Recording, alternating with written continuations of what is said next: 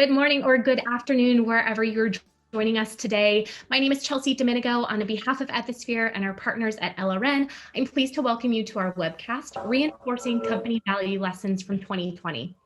Over the next hour, you'll hear from leaders at LRN, Home Depot, and Oshkosh Corporation reflect on the actions that the organizations took this year and what they will continue to take to ensure that the right message was sent out and received by employees around the world, and the way it was sent and the tone that necessarily to ensure empathy and understanding across all parties.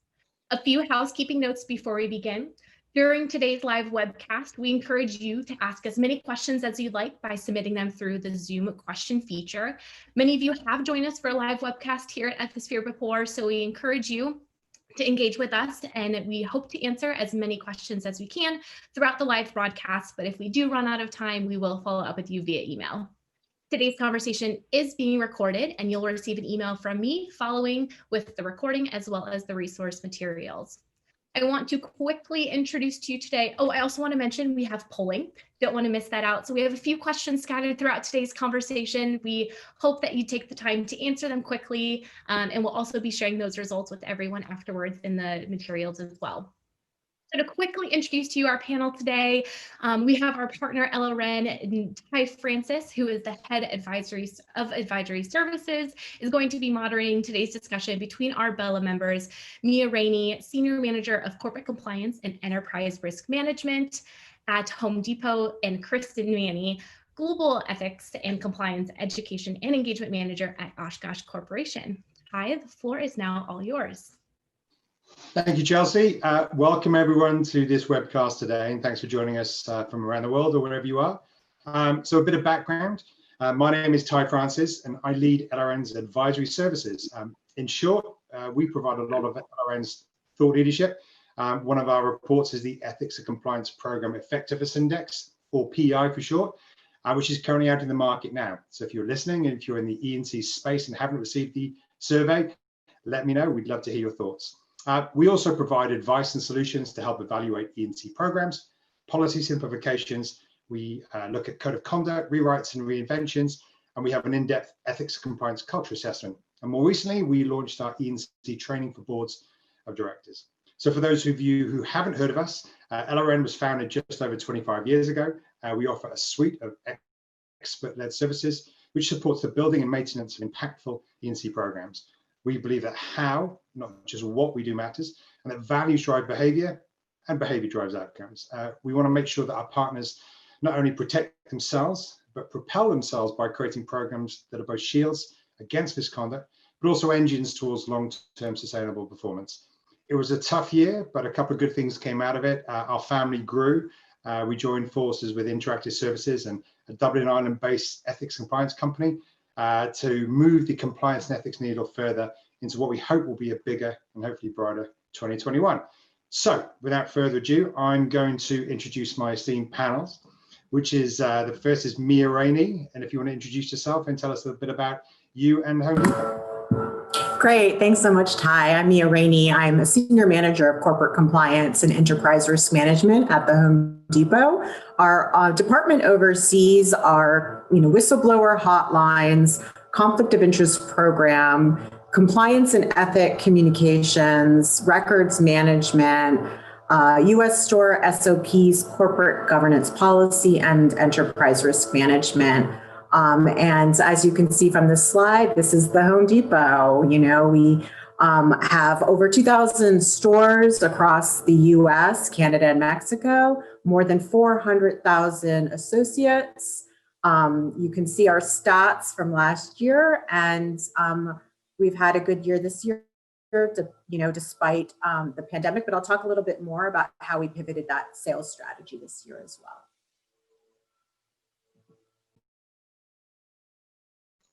Sorry, Mia, and Kristen.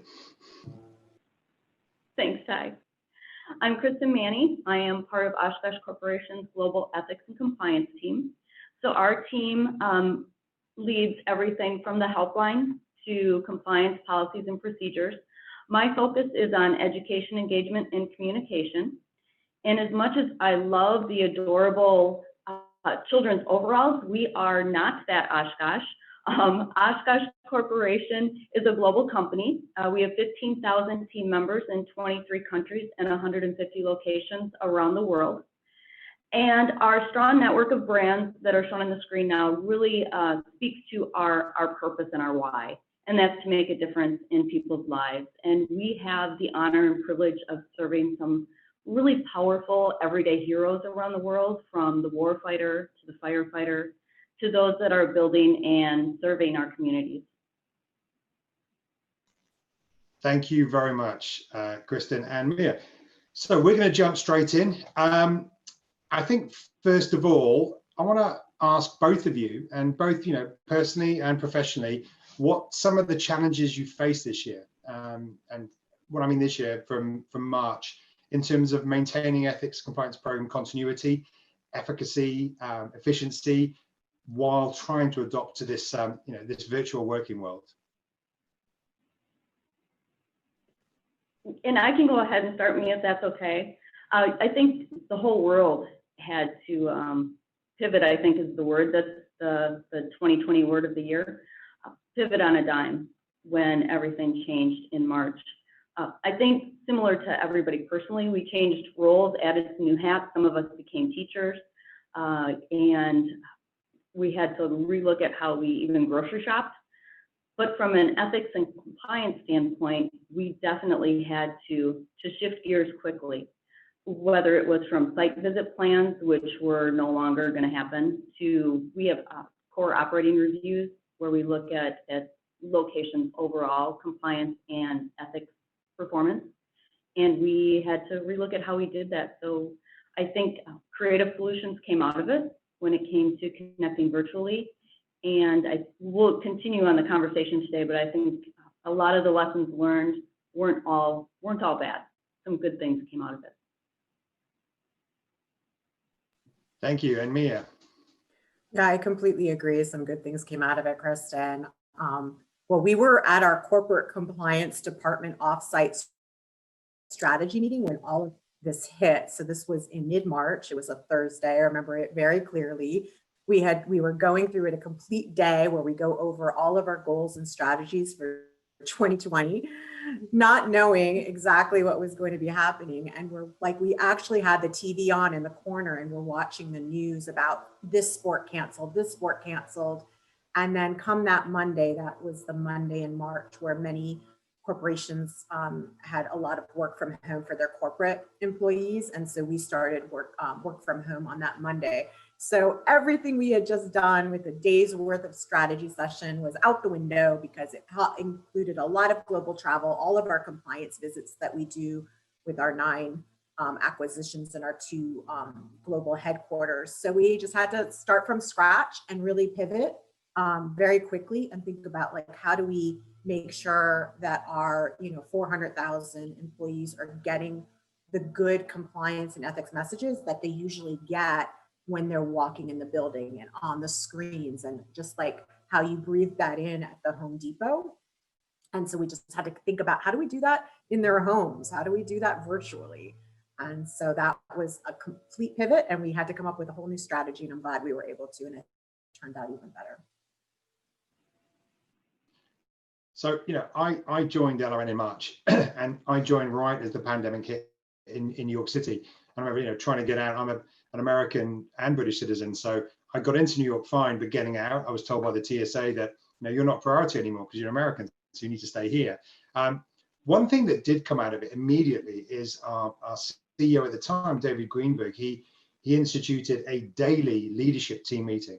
So for an hour or half an hour every single day, we met as a group to really make sure that we could react quickly to colleagues and partners' requests and answer questions pretty quickly. It was different, and we all got to we really got to know each other. So, what were ways some of your organizations reacted to those first 2 or 3 months of the pandemic?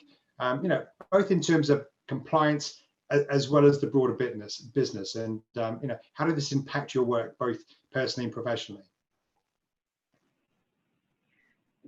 Mia, I'll let you kick off first. Sure. I mean, it was obviously, I think there's 2 parts to that question. It was very, different for the Home Depot as a company, and how the Home Depot as a company pivoted immediately. I think one of the things that I'm really most proud of, and one of the reasons that I wanted to do this, was just in terms of pivoting the strategy of advertising and not being promotional in those times, and making sure that we were taking our customer and our employees' safety seriously. So it was wonderful. I have to say, it was wonderful to see the values wheel actually be put into practice in a way that was so impactful, and to not drive sales, to not drive customer traffic, but to make sure our associates and our customers were safe. So everything during that very beginning time was all about safety and well-being, and providing essential products to our customers in a way that was safe. So all of that.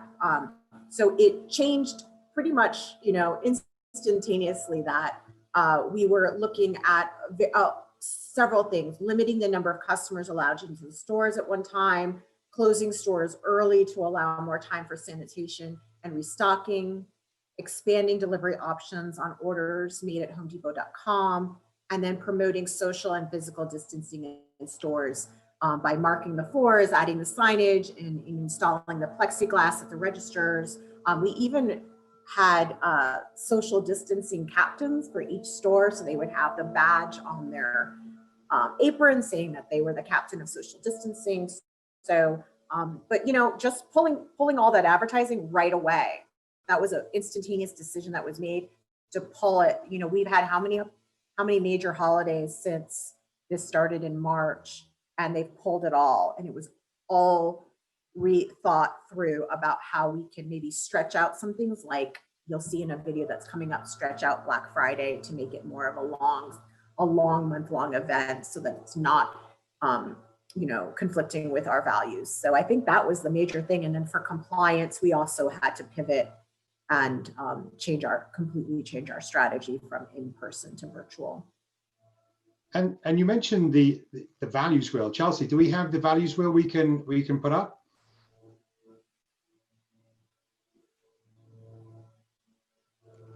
Hopefully.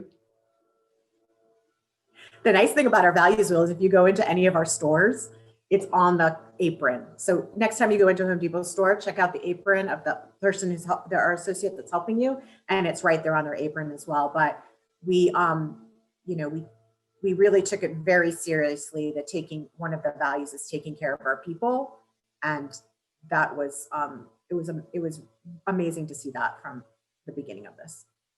And when did you roll that out? Was that instantaneous, or was that already in the plans? You mean the rolling out of all of those social distancing and all that? It happened almost instantaneously. It had to happen really quickly. That what we're really proud of is that curbside pickup happened in a matter of days. So we can show a video on that as well. Fantastic. This has been a year filled with unexpected, unimaginable, and unrelenting challenges. And you rose to every single one of them. When we were dealt a vicious blow that knocked us all down, you did what you had to do for your families and your communities. You pulled yourselves up by your bootstraps, cinched down your apron strings, and went to work. You were asked to rethink, redo, reimagine, and reinvent everything. And you absolutely delivered. You somehow found a way to help more customers do more successful projects than any year before. You launched curbside pickup in a matter of days. You redirected thousands of shipments of protective equipment to be donated to hospitals and first responders across the country. You installed plexiglass, counted customers, reconfigured store layouts, and reinvented Black Friday, expanding it from one day of crazy to an entire season of savings, store, site, and nationwide, to keep our customers safer. And you did it, all of it, with courage in your eyes and determination on your mask-covered faces. And you continue to do it day in and day out. You are the ultimate doers, and who you are makes us who we are. We are the Home Depot, and we couldn't be more proud of you.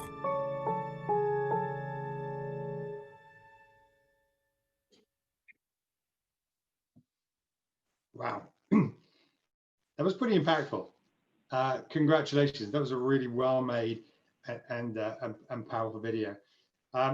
So Kristen, hearing all of that, would you like to share a couple of ways that your organization reacted and how it changed?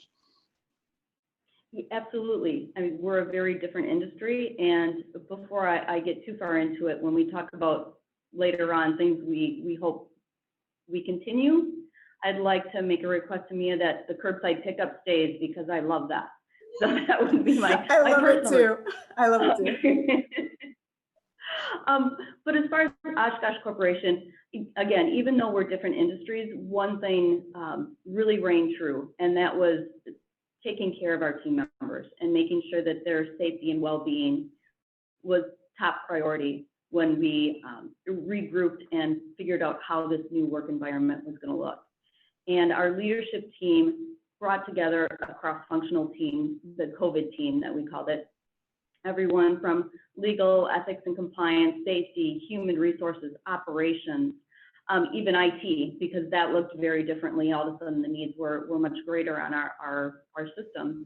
They came together and met daily, probably closer to hourly, because across the nation, when you're a global company, and even within the US, the laws and regulations were changing, and it was different from city to city, county to county, region to region, trying to wrap our arms around what was the current guidance, what was the current regulations, and what was the best thing that we needed to do for our team members to keep them safe.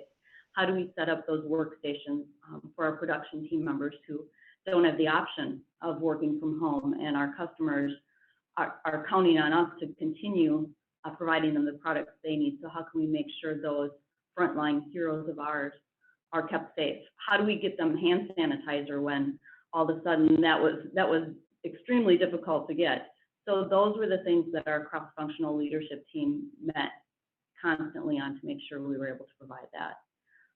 So that was, I think, something that everybody was very proud of. But from a compliance space, we also had to, again, look at those new regulations and how are we going to help that cross-functional leadership team make sure that we're in compliance as well. Thank you. So,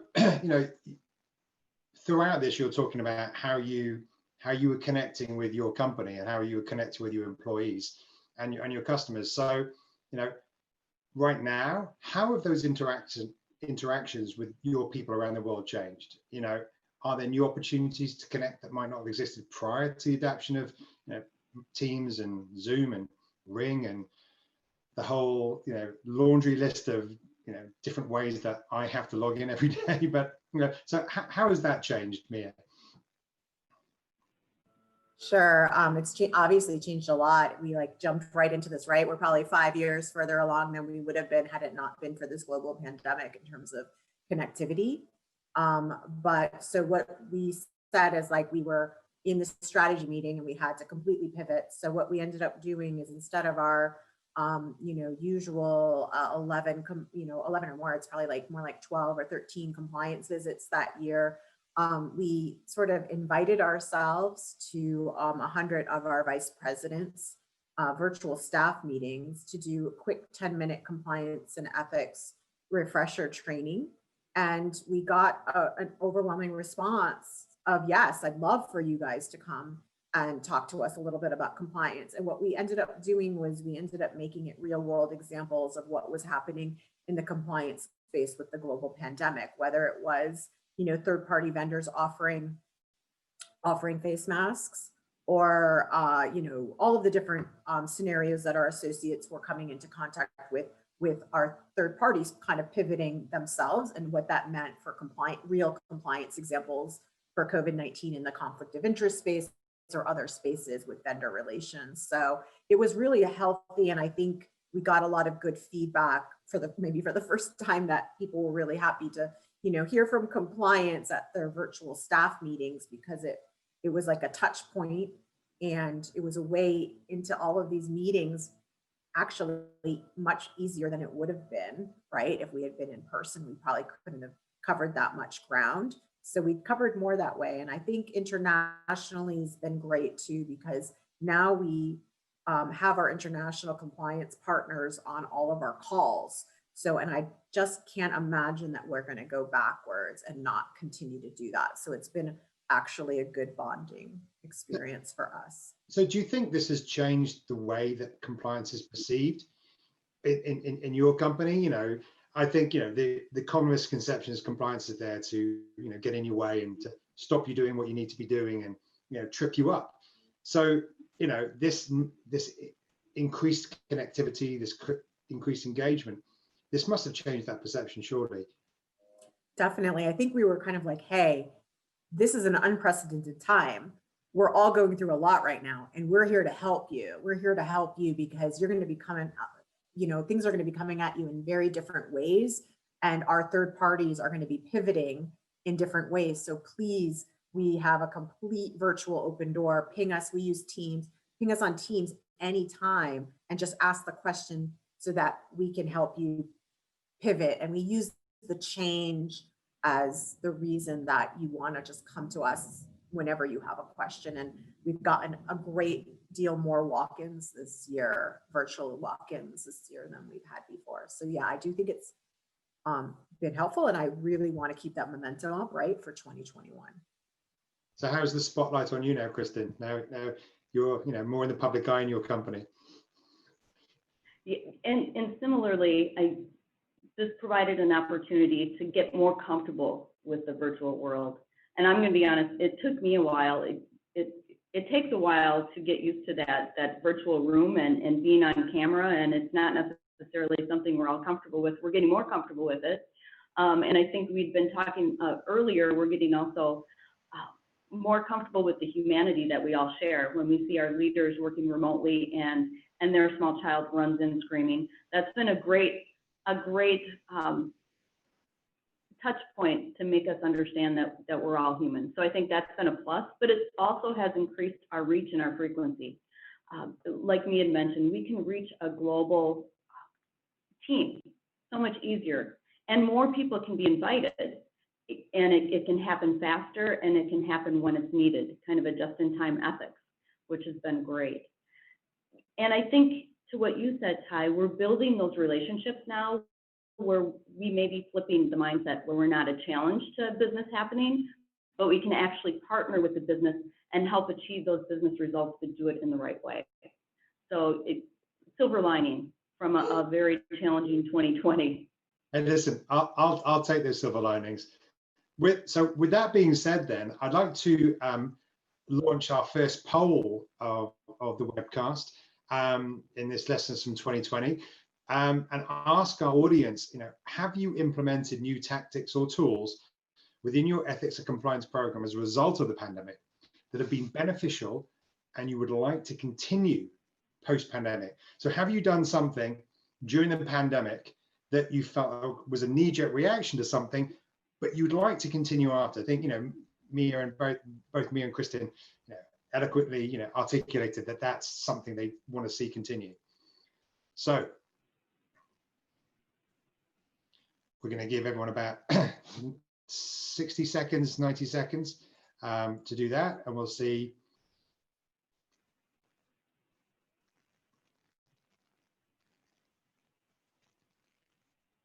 I'm hoping it's going to be yes. Interesting. Okay, so 68% of our audience said yes. They would like to, they have implemented new tactics or tools that have been beneficial, and they would like to see them post-pandemic. 15% are not sure. 18% said no,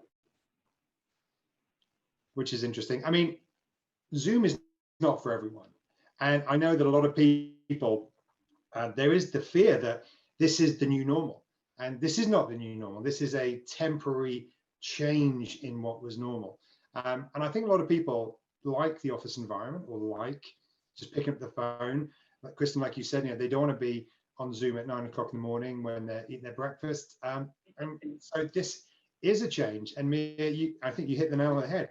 This was coming, but this is being accelerated by about 5 years, you know, and I think that's been the big test. So that was interesting. So I think, Kristen, you talked about how you worked with some of the business leadership that helps continue the values of the organization. So have you changed your format or frequency of executive comms as a result of this?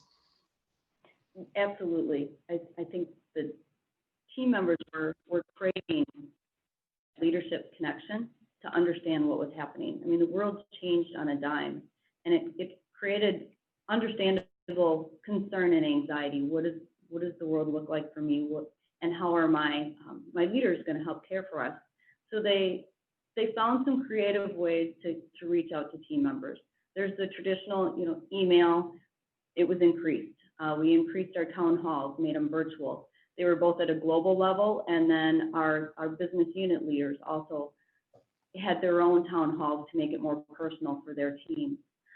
One of the unique circumstances we had to address, and I touched on it earlier, is the fact that we had some team members that were able to work from home and others that were not. And how do we have those conversations and really help the team members that had to report to work as normal recognize how much we appreciated the work that they did. So we had a video that we actually used YouTube to help deliver to our team members, because it can be challenging to communicate in general, but then to communicate to production team members is an even greater challenge. So that's the format we used to launch a powerful video that really thanked our frontline heroes. And I think we might have that.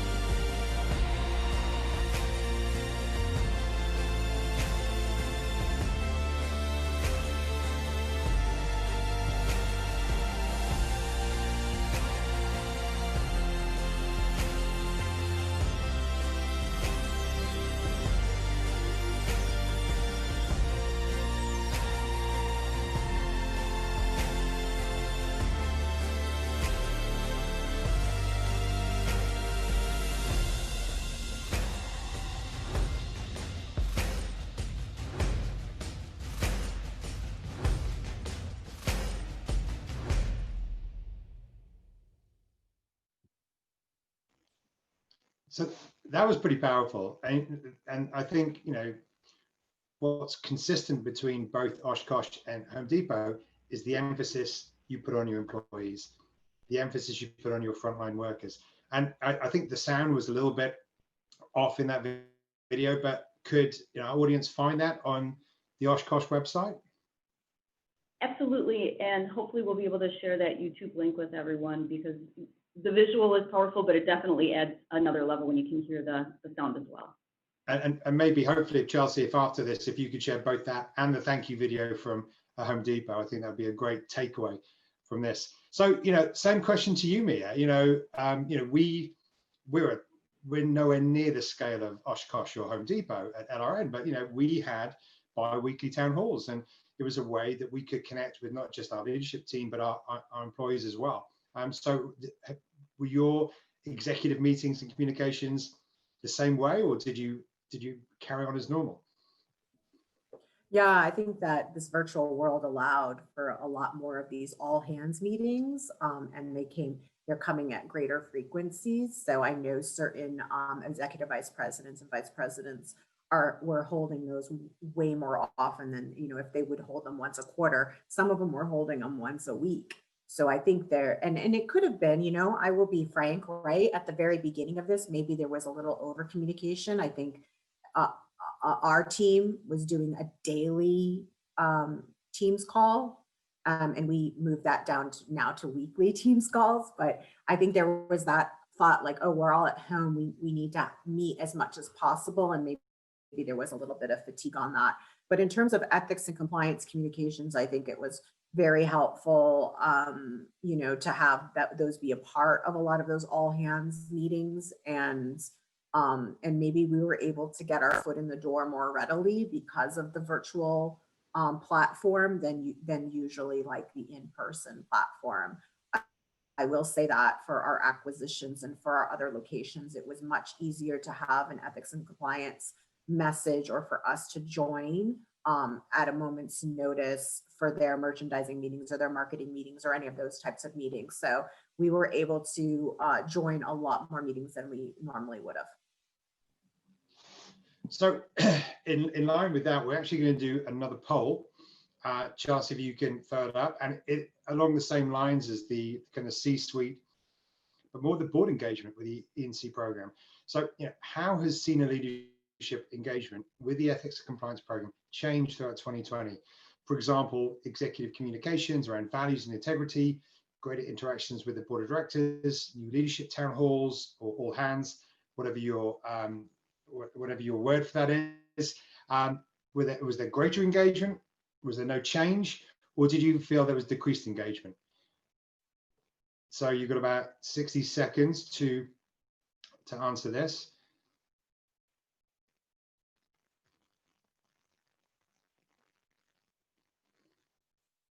I feel like there should be some kind of Wheel of Fortune music playing here now.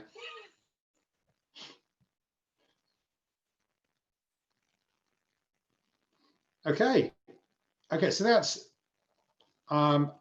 greater engagement was 65%. No change was 32%. So a third of our participants saw no change in how senior leadership engaged with the E&C program. Okay, and 3%, so one person saw decreased engagement. So all in all, greater engagement, which was good to see. So, we talked about engagement. We talked about the communication between, your employees. What I've loved hearing is this, I wouldn't go far as say newfound love, but some newfound appreciation for the compliance function. I love how, Mia, you were talking about how you could just drop into meetings at short notice, how it was more acceptable to drop in, how, Kristen, you talked about how you felt more valued as a program and as a division. So how then have you changed your approach to training this year as a result of everything happening? And, how has that training engagement and how the response has changed, prior to 2020? I can go ahead first, Kristen, but like I said, I think, inviting yourself, I think that, it was not a problem I think we had to be more proactive in reaching out. So that proactive approach of reaching out to our vice presidents really helped. Also, so we kind of had that three-pronged approach for that, which was reaching out to those vice presidents, also emailing all of the folks that were going to be getting our, training, and letting them know that we were there for them and that this was coming, but we're there for you. It was more of a soft, handoff of here, we're going to have this training, we're going to drop into your meeting, but also here's my contact information, call me anytime. I think making our cells available, making the teams available, making us just way more available for those walk-ins was very helpful. One funny thing is that we definitely have tried to think creatively about training, and we found out that we were going to be giving a training to 1,700 people. And so we did a little bit. We pretended like, I was calling on another Zoom call, and so, and I had some compliance questions, and he's like, hold on, I'm doing a training right now. So, we tried to think creatively about how to get people's attention in training that made use of the fact that it was kind of ridiculous that we were all doing this virtually. So anything to get people's attention and get them to remember it, but most of all, get them to remember our names and our contact information, because in the moment, we just really want them to ask questions. So you became compliance officer and an actress at the same time as well. Right, so right. And very badly. Were you hedging your bets then on what you were going to do if the pandemic continued? I mean, so how about you, Kristen? Actually, the timing of our, we did a code of conduct, we call it the Oshkosh Way refresh, and the timing worked out really well. So about 18 months ago, we actually did an update of our core values, and we looked at the core values we had prior, which were great, but they didn't look or sound like us. And so we created these 4 statements that we think really reflect more of who Oshkosh Corporation is, and also it seemed to connect better with the team members. They understood that these can be the foundation for how we make business decisions and how we move forward. And so that timing worked out perfectly because we've been able to weave all of these values into almost every communication throughout the pandemic and all of the other different challenges we faced in 2020, from the social and racial inequity discussions to again, how do we navigate together? And I think just looking at these, we put people first, we persevere. I think that's globally right now. Together, we're trying to persevere through this. We do the right thing and we're better together. So then we took a look at our code of conduct and we refreshed that and launched that in July of this year. It was a great touch point to connect with team members to say, hey, we've got this new resource for you. It's your first step, first guide that you can use if you're in a situation that you're not sure what to do. And it connected back again to the core values. And then the timing worked out even better. We recently launched our annual code of conduct education, and given everything that's been happening and how our leadership has stepped up wanting to connect with team members, they actually came forward, our 5 business unit segment presidents, and did the online course first. And then they led the communication efforts with their teams, rolling out the communication saying, hey, this is important to us. This is who we are. This is how we make sure we continue to be a company with a strong, recognized ethical reputation. We've already taken the course, and now our expectation is that you take this because it is, again, important to our company, our business, and how we interact and behave with each other. And I can tell you we're about 6.5 weeks in, and as of this morning, we're at 99.2% complete, which is a significant improvement over recent years. So having the business take the lead in communicating with team members on how important this is, especially this year, now more than ever, when we're facing risks that we haven't, it's been something that we're really excited about, and we definitely want that partnership to continue moving forward. When you, and I know a lot of companies, because they feel they have captive audiences, they're rolling out a lot of training now. Would you have done that the same way if you launched this code of conduct last year or next year, with the leadership taking it and then moving that down? Because that's an incredibly impactful way of proving tone from the top. I hope we would have. I can tell you, I think the circumstances of this year maybe made it an easier sell for our segment presidents.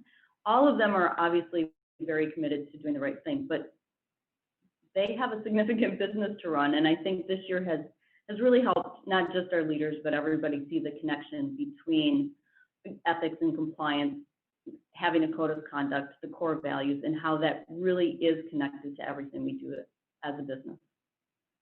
So I've got a question come in from one of the audience members for you, Kristen, actually. And it's, hey, Kristen, it's Chad Kleist. I just wanted to say great job. The question is, when is communicating too much? That is there ever a fear that the message becomes background noise? Perhaps it shouldn't be never with ethics, but when is it that there are so many communications that it becomes tough? That's a really great question, and Chad, I'm not even a little bit surprised that you raised it, because you have always been traditionally great at raising the questions that are difficult to answer but important. I really think you just need to have a pulse of your team members, and I'm going to be honest, I don't know if we always get it right. Sometimes I feel like it's not enough. Other times, I think, Mia, you'd mentioned it with the daily touch points in the meetings. I think at times it got to be too much. It's just trying to listen to to your stakeholders and try to meet the best needs of the most. I don't think with 15,000 team members or 400,000 team members, you're going to get it right for everybody. So I don't know if you have more. just before we go to the poll, I wanted to just ask Mia this question because it kind of leads on to it. It's, we kind of covered a bit of it, but more specifically because I know, you share some great examples with your Mexico team. So how were you able to use changes forced by the pandemic to open more doors for people to learn about the importance and need for your work, so for ethics and compliance? Yeah, definitely. I mean, I think we were really fortunate that actually a lot of these tools just fortuitously had been rolled out for us like January of 2020. We didn't necessarily have anything. I think we moved from Skype to Teams and different things. So it was great timing to have them. But what has been wonderful is the inclusion and the face-to-face. Like I'm face-to-face in compliance investigations with a store. I'm with that maybe would have been done on the phone. So it's kind of nice to really see people and connect with them that way, that I really hope we can continue in 2021 with that connectivity. I've found it's really, really helped my job with our compliance leads. We have about 87 compliance leads across the company, and in particular, the compliance leads in Canada and Mexico. Now, actually, where I would have just talked to one or the other together, we're having conversations between Canada, US, and Mexico on the same meeting. So we're developing a compliance calendar for 2021. And I think going to Kristen, what the question she was answering about communications and what's too much, we're trying to think about communications in this new world and what our communication strategy will be for January, February, picking a compliance topic for every month. And what I have learned in the past is, people learn by hearing a message, 3 times in 3 different ways. So we're trying to figure out if we have a message we really want to get across on a compliance topic every month of the year. And in this virtual world, maybe half of it, right? What are the different vehicles that we would do that for people who learn in different ways? So if you learn by reading, you learn by hearing, you learn by reading, all of those different ways. So that's our, and it's been so much more helpful to be able to work with Canada and Mexico and us together on that and come up, and because like 3 brains are better than 1. And so they have great ideas and they know their markets better. So, that's great. We're going to ask the audience now what that impact on training was like. So Chelsea, we can have the 3rd poll. Okay, so how has training engagement been impacted as a result of this pandemic? Have you seen increased engagement, no noticeable change, or decreased engagement? So this will be interesting to see based on Kristen's Code of Ethics training. Now every compliance officer listens to this and go, I've got to get 99% in 6 weeks.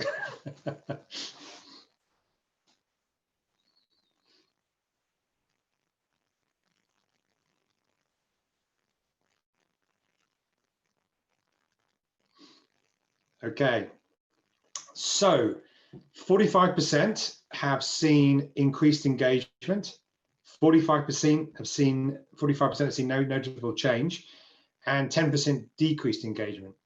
So you can parcel that out. So increased engagement, I would expect that.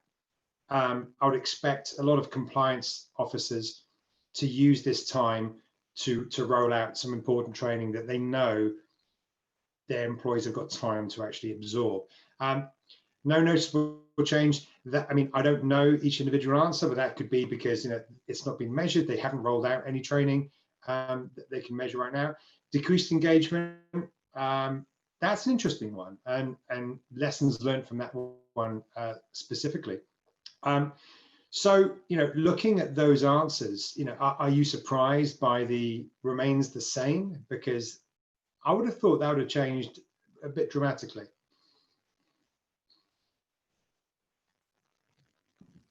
I think it depends on the audience, because I could answer that question 3 different ways, depending on who I've been engaging on training. So whereas I think we are looking forward to getting back to our in-person compliance visits for our acquisitions and for some of our, smaller areas across the US, I think that could be hurt from 2020 not being in person.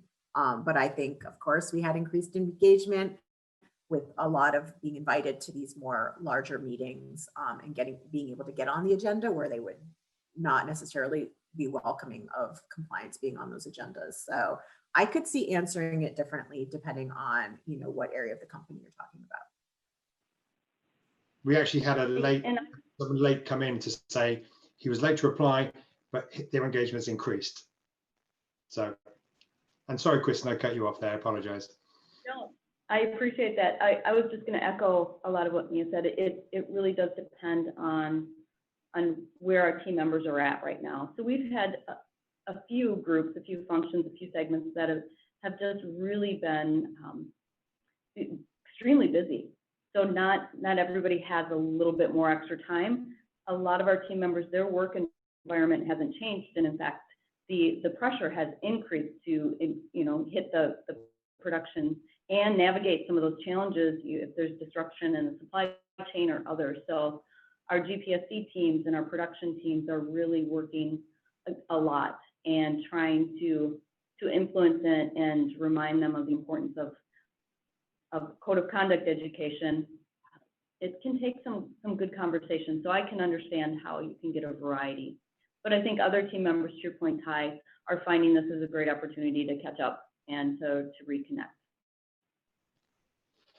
Okay, so we've got a question that's come in from Sharon, who I know very well, who is an advisor to an organization called Women in the Boardroom, who's incredible. So for both panelists, given the differences in general communication methods, written versus live or phone, do you think the pandemic forced the coming together of the age and demographic differences? So, Kristen, what I've got you hot? That's a great question. I think as somebody who I think the phrase is further along in their career, this has kind of urged me, or if you want to say forced me, to become more comfortable with some of the different forms of electronic communication and to explore different things that I never would have. Apps, learning how to scan a QR code to get my menu or something like that. So I do think it has opened the eyes for all generations to understand how different people learn differently and how different communication methods may be effective for different people. So yes, actually, I think it has provided a benefit when it comes to being a little more out of the box and creative with communication.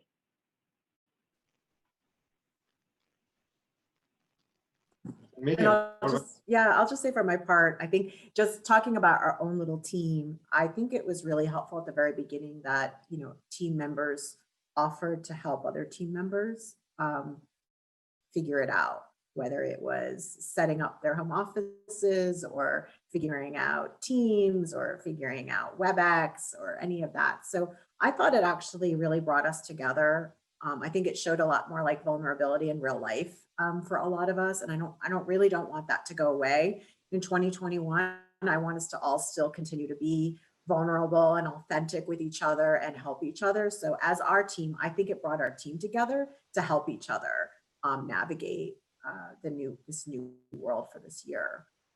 So with that being said, and all this, the new technology coming in and how we've adopted it, how do you predict your strategy for 21 will change as the result of what we've learned this year? And maybe you can talk about any new methods or tools you've implemented that you hope to keep now and way past 2021. So how about Kristen? We take you first. You bet. So I think our strategy is going to be first and foremost, be ready to be flexible and pivot if necessary, because you never know what next year is going to bring. But I do think we're going to continue to weave in more of the virtual space and also take a look at the topics.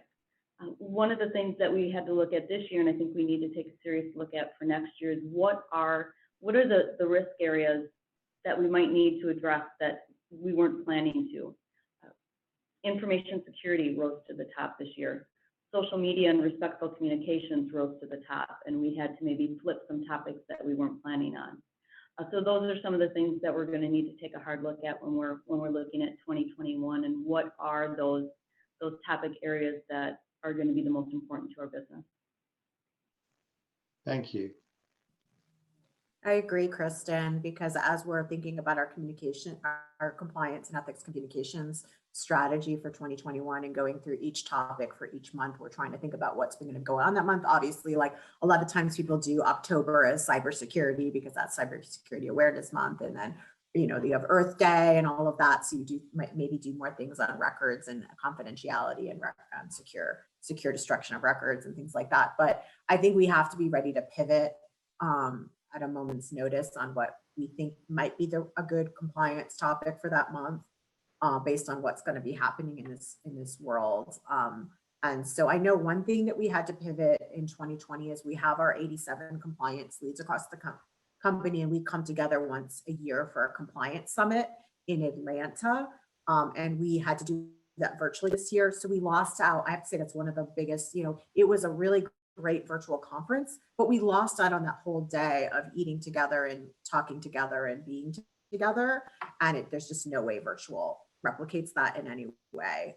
So that'll be TBD. Will we do that in person in 2021 in the fall or not? And I think that's something that I missed, you know, this year, and I'm hoping that we can get to in 2021. But in terms of just kind of things that I really liked in 2020 that I hope we can continue is really just branding yourself. Branding yourself is there for people in crisis, and branding yourself as a really helpful resource, and continuing that branding for 2021 so that people feel really comfortable just coming to doing virtual walk-ins with compliance. So you've mentioned so many things that, you know, and it's nice to see the silver linings you've seen. And, you know, we're not, you know, minimalizing what's happened this year, but, you know, we need to kind of bring things up to say, this has been a good year for compliance. It's been a good year for ethics because it's identified some things we didn't see before. So I know, are there one or two lessons that you've taken from this year that you'd like to share with everyone that we haven't, that you've either mentioned or you want to put more meat on the bone?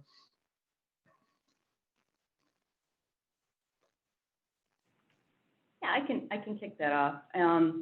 I think a lot of it we've covered already. It's really continuing to try to be creative and find out what the right ways are to engage and interact and connect with our team members. And it really is continuing to build those relationships with the business, because I think ethics and compliance has long known that ethics and compliance isn't the one that's going to lead this. It has to be the business and the business leaders and functions that drive ethics and compliance. That's where the work is done, and we're the resource. We're the guide to help them do that, to give them the tools. So if we can continue to build those relationships and build that trust that Mia talked about, to be the talk to and consult before rather than ask for forgiveness later, is a great model that we hope to continue to build and get those toolkits out. We've been building those relationships where they'll give us a call and say, hey, we've had this situation happen. What do you have that can help us out? Whether it's an online learning that we can pull off the shelf, or whether it's what we call a leader toolkit, where it's 5 slides and a discussion guide that a leader can go through with his team in 10, 15 minutes on an issue that came up, being that trusted partner moving forward. And I think really some of the most exciting things, we had a sales team member the other day reach out to us on a situation, and he said, you know, when my team member came to me with the situation, I said, I don't want to be the person that causes Oshkosh Corporation not to be a world's most ethical company next year. And for that sales leader to see that connection and the light bulb to go on that said, hey, our ethical reputation is actually a global competitive advantage and something that I'm accountable for, my team's accountable for. That was a huge moment for us, and I want to continue to build on that. Thank you. And Mia?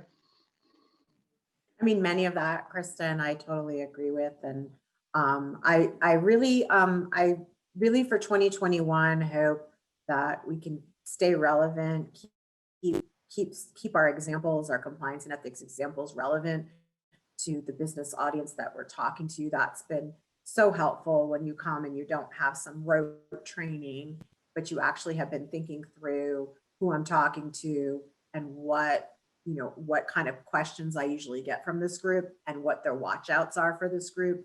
I think that really helps keep their attention. Of course, anything compliance related to the pandemic, people are very interested in hearing.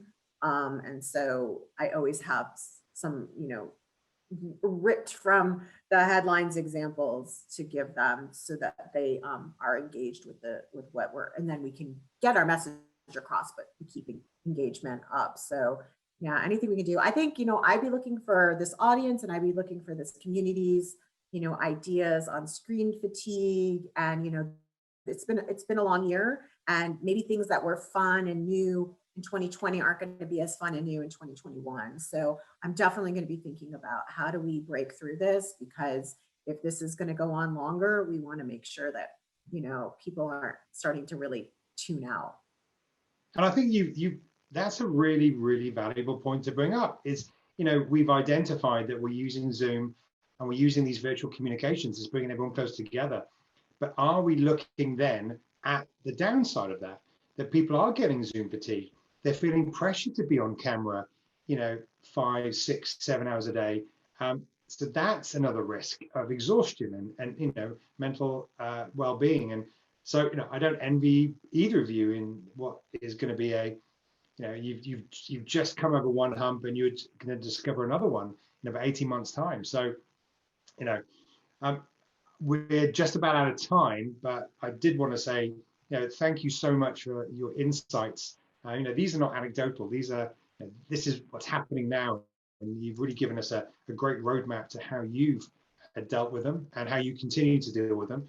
So I want to thank you, Kristen Manny from Oshkosh, and you, Mia Rainey from Home Depot. I'm going to hand it back to Chelsea, who's going to wrap up the session.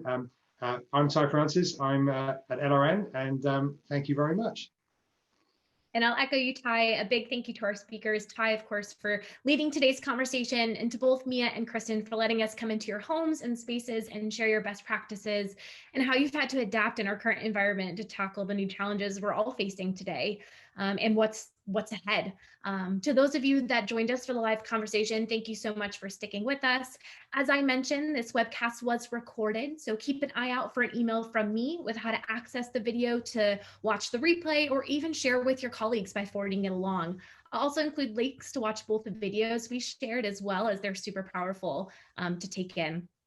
All of these resources will be shared on our Bella Member Hub. If you're an existing Bella member and need help logging into your member hub or wanted to connect with either Kristen or Mia, please do not hesitate to let me know, and we'd be happy to connect you together. If you're interested in learning more about the Business Ethics Leadership Alliance, a community where organizations such as Oshkosh Corporation and Home Depot can come together to share resources like this and have these conversations to better your own E&C programs, please reply back to me and let me know. If you have any other questions, we're here to help. Don't hesitate to reach out, but we'll leave you with that. I hope everyone has a safe and happy holidays. Stay well and be well. Thank you, everyone. Thank you, Chelsea. And keep the curbside pickup.